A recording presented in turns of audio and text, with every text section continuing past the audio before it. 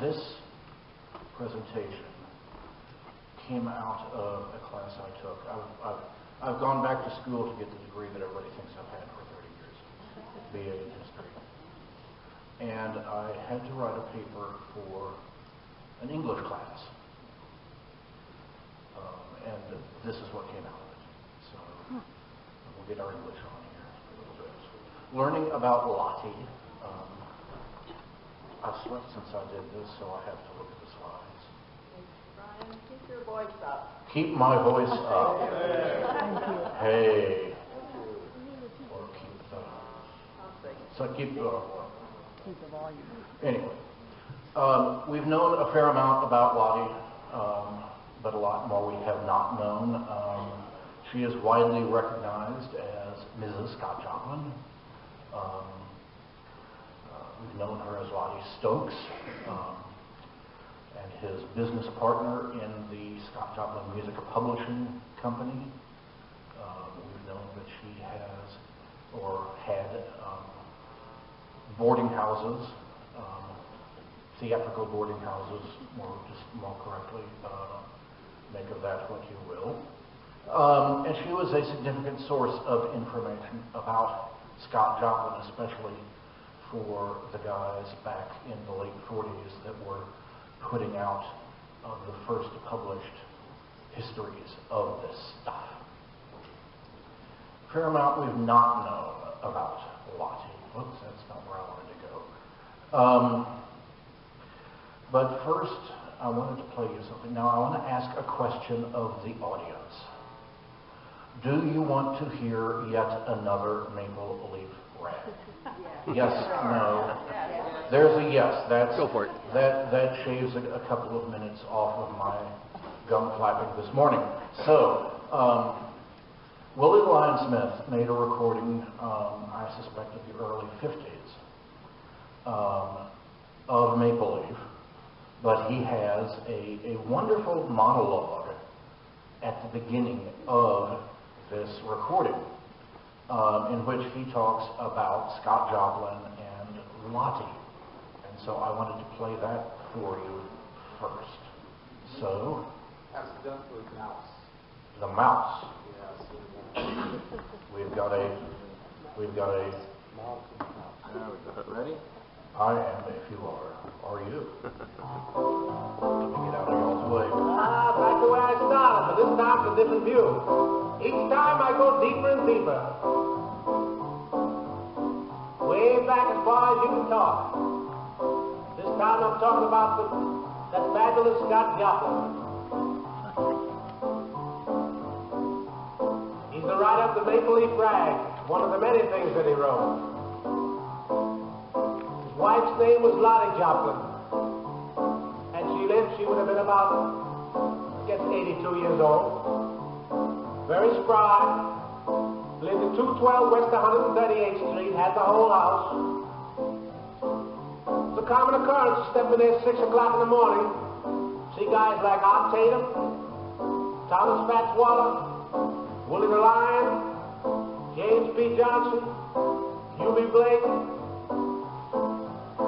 and numerous others, Wilbur Sweatman. All night I can talk about it. Belita Snow, Jackie Mabley, they all owe Jop room rent yet.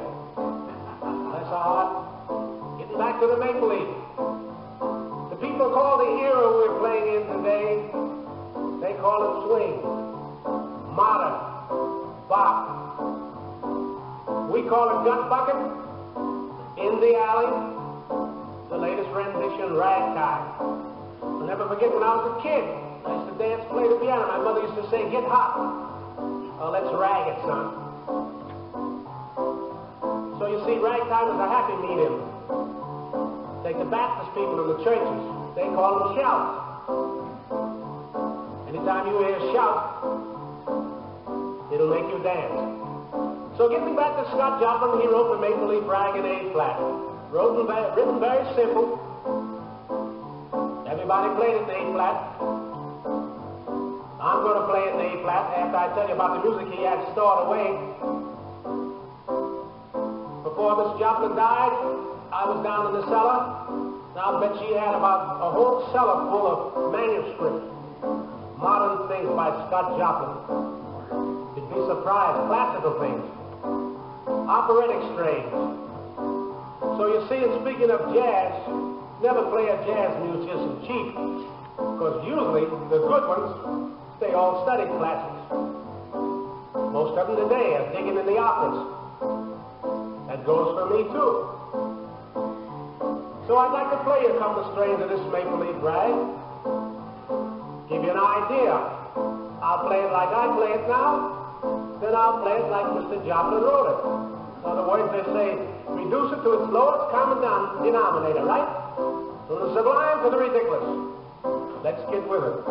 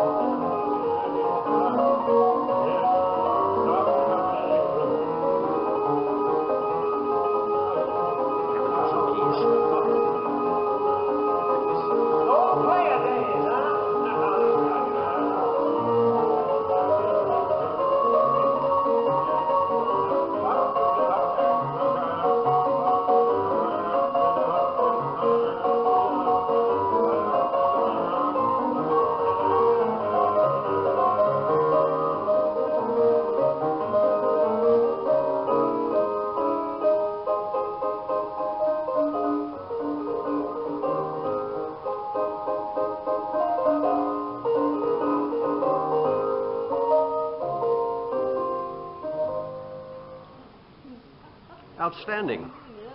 Fun stuff. Not bad.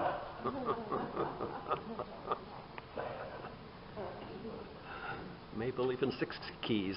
Maple Leaf in, Or 8. yes, in what, about early 50s. There's a lot of things we've not known over the years about Lottie. For somebody that was extensively interviewed, as she was, by as many people, she was, I think what a lot of folks today would say, a very private person. Where was she born? When? What did she do before she met Scott Joplin? Were they actually married? If so, when, where? If not, why not? What did she do after he died, between the time that he died and the time that folks started interviewing her? Made cookies, I don't know. It gets kind of interesting. Story starts in Washington, D.C.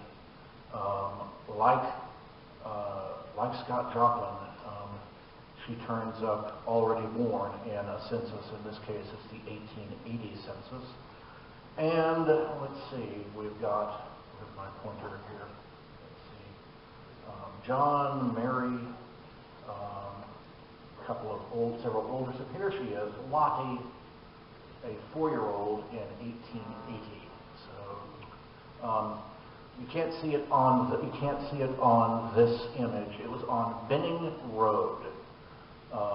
which was a thoroughfare in D.C. that sort of runs Center City to the southeast. That was the center of D.C.'s African American community. The black cemeteries in D.C. Are currently along, the historic black cemeteries in D.C., I should say, are along Benning Road. This will give you a little bit of your bearings, and I was perusing my endless supply of map images, courtesy of the good folks at Google, and came across this nice image that shows the cemeteries, and it's actually a tract map, so it shows the property owners. That name right there is kind of interesting. I don't know exactly what the connection is, but I suspect there is one. That's one of the things that I'm going to be looking at when I have the time. But this map is from, if I remember correctly, about 1880, so about the time Lottie was coming into the world. She had a career as a young woman as a civil servant of sorts. If you could call being a janitor a civil servant. She was working for the government in D.C. As a public school janitor, and there's a number of these civil service roles that have list everybody in that's getting a government paycheck, basically. That she turns up in, and she does not make a tremendous amount of money. Here she is. This is 1895 in the district of, whoops, hello, come here. It always helps if you hit the right button. Here she is, 1895, a $4 compensation, and this is annually. Not a lot of money. She did this for several years. I found one article in a newspaper talking about the civil servants who got sacked. Government budget cuts and are not a new thing. There is a budget around the budget cuts, and Lottie was one of the folks who got sacked. So they saved a whopping $4 that year. This is where things start to get a little bit weird. Doesn't that look weird? It's like, what are we looking at? Well, through the magic of Zoom. This is a marriage, this is actually a marriage record, a list of folks who got married. And so we'll zoom in again. We can read this. Here's here we have Lottie Stokes. Her address. This is, by the way, this is Boston. But who's this guy? John Laing. Lang. We'll go with Lang. Lang works. As a printer, she's a waitress. He's from British Honduras. Things that make you go, He's in Washington, D.C. The Sumner Stokes. Now, wait a minute. Let's go back here a minute. Because what was Dad's name? John. So, who the heck is Sumner? The date, the ages line up. But who the heck is Sumner Stokes? Little secret. The guy doesn't exist. There is no Sumner Stokes. So why would she do this? That's what I told you was weird. Well, there's a couple of reasons a young woman might fake her parents' name on a birth or a wedding certificate. Maybe they don't like this guy. Maybe she doesn't want them to know. Elope, who knows? They get married, is the short version.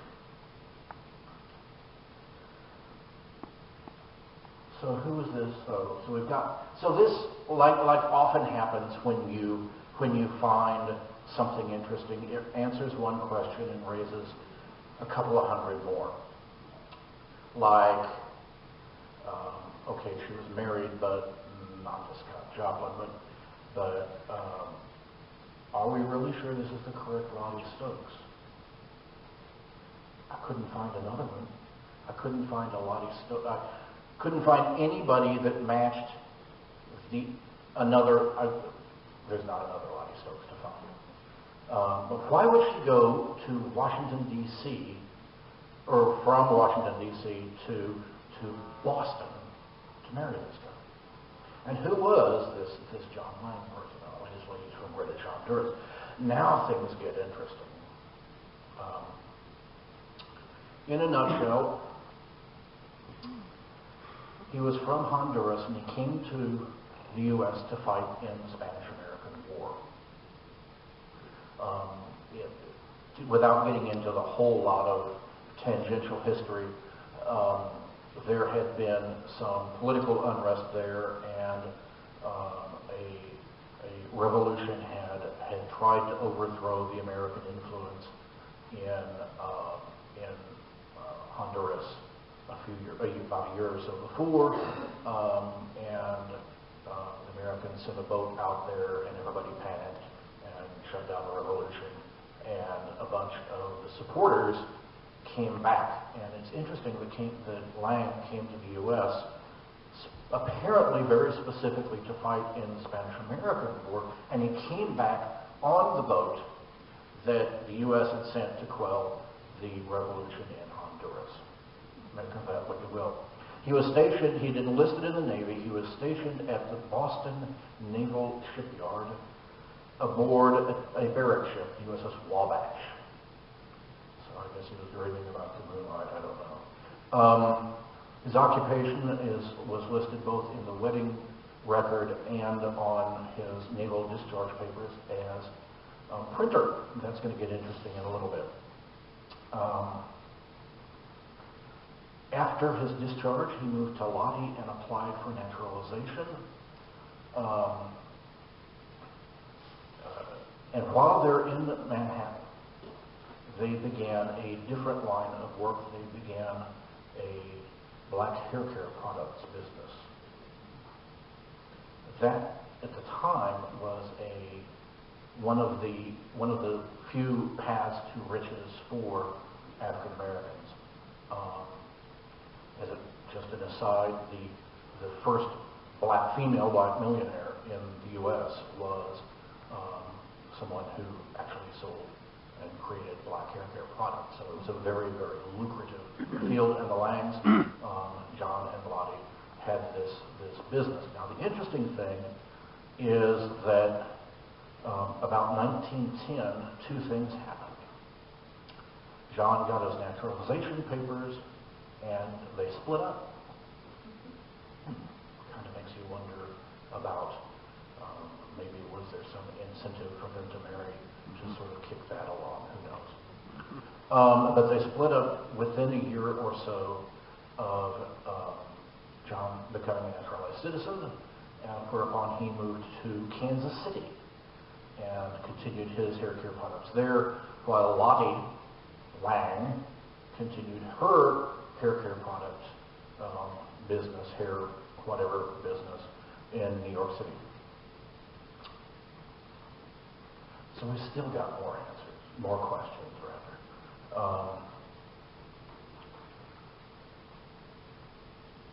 Did they really was this marriage really to kick along the prospect for naturalization? Would that have made it easier? I don't know. I kind of doubt it. But it does seem rather odd that they split up almost immediately after he became a naturalized citizen.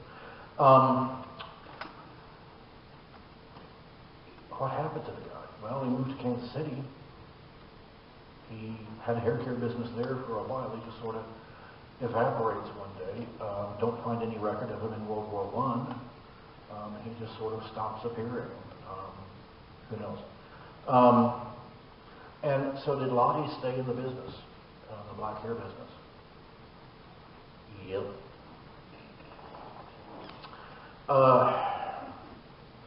This is another one of those, what are we looking at things. It's the a page out of the New York, Manhattan City Directory. And it's the hair care products, or the hair care folks. I think I can zoom in. No, I can't zoom in on this. If you'll zoom in on here, you'll find Lottie Lang listed up there. Trust me on this. She's up there. So when did they meet? Well, one of our esteemed audience members, who is copiously taking notes as we speak, pegs it at around 1910 or 11, I believe you said, something like that? This was 1913. Yes. I would concur for another reason. This is 1913. This is the part of the documentation for the incorporation of the Scott Joplin Music Publishing Company in New York, in New York City. And you'll notice the name she uses, Lottie Stokes, which was her maiden name. She's still married to John Lang, although they're separated. It's going to get interesting in a little bit.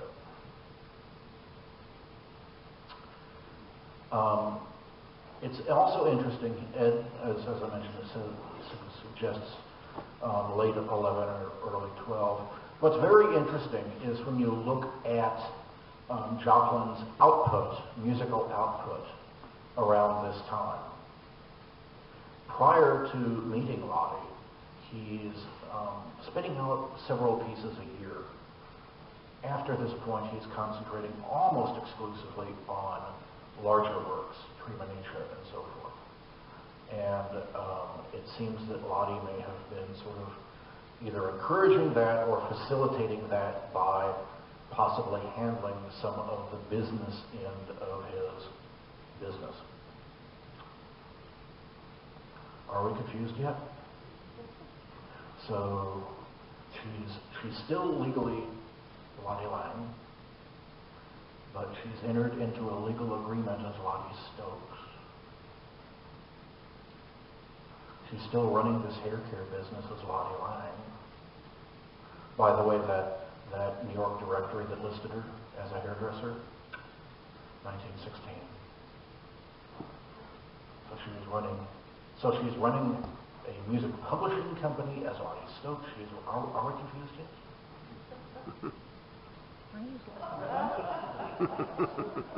You don't get to sit through one of my presentations without laughing at some point. It's just required.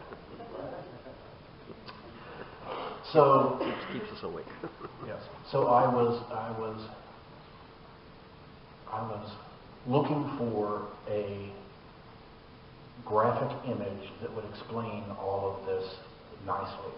Because not only was she running this music publishing gig with Scott Joplin as Lottie Stokes and this hair care products business as Lottie Lang, she was also running a theatrical boarding house as Lottie Joplin. We see why this poor cat is confused. I would be too. But I found that I was racking my brain for some visual way to explain this. I mean, you've got to fill up the PowerPoint slides somehow, right? So she's using three different names. One for the Lottie Lang for the black hair care, Lottie Stokes for the publishing, Lottie Joplin from the boarding house. You wonder how she answered the phone. Lottie! This is one of those occasions where church graphics come in handy.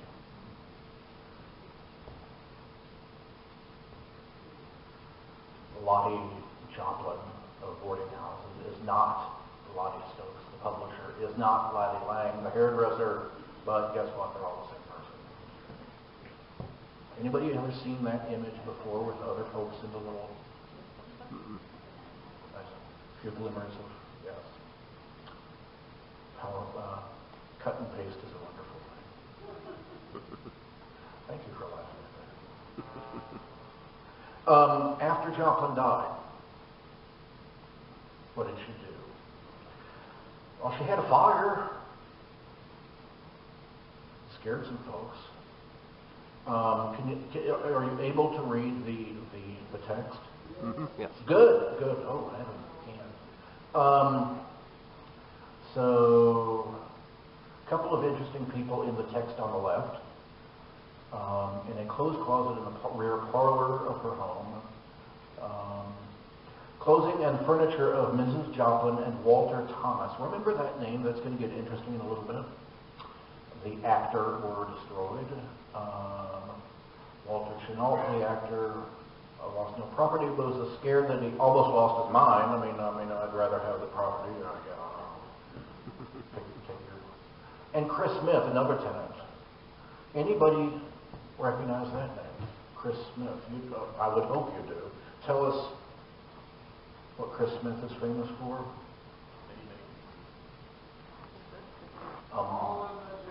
Thank you. Ball in the Jack. Thank you. Ball in the Jack was Chris Smith's most famous, but as you mentioned, there's a bunch of others. So she had some interesting folks staying in her still boarding house.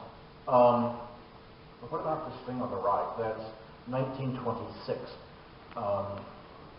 That's quite interesting.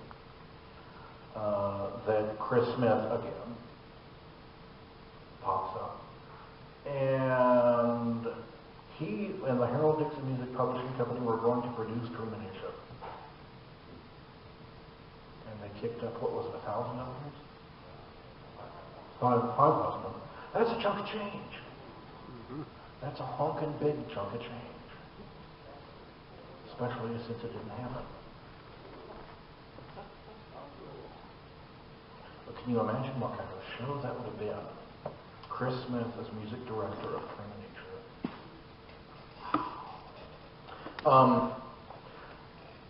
When, I believe it was Rudy Bletch interviewed Lottie, maybe it was she commented that she had this music and she would periodically loan it out to folks. But that she would always get it back. She was very tight-fisted with this stuff. Why? Well, for one thing, it's Scott Joplin's stuff. But her identity as Mrs. Scott Joplin, after his death, was tied up in this music.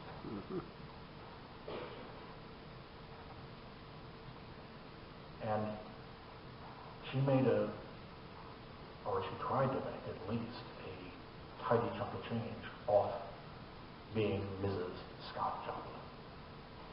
The way copyright worked in those days, and those who know better than I will correct me, I'm sure, but the initial copyright went for 25 years. Once it was 20, I was close. I told you they'd correct me, Steve. Once it was up, there was a narrow window to renew it, and then it was up for anybody to renew. And Lottie was all over these renewals when they would come up. Max Morath tells stories about her not only renewing them, but then reselling the exclusive copyright rights to the pieces to 2 or 3 different publishers at the same time. So the woman was smart. Hustler. But I suspect that insight into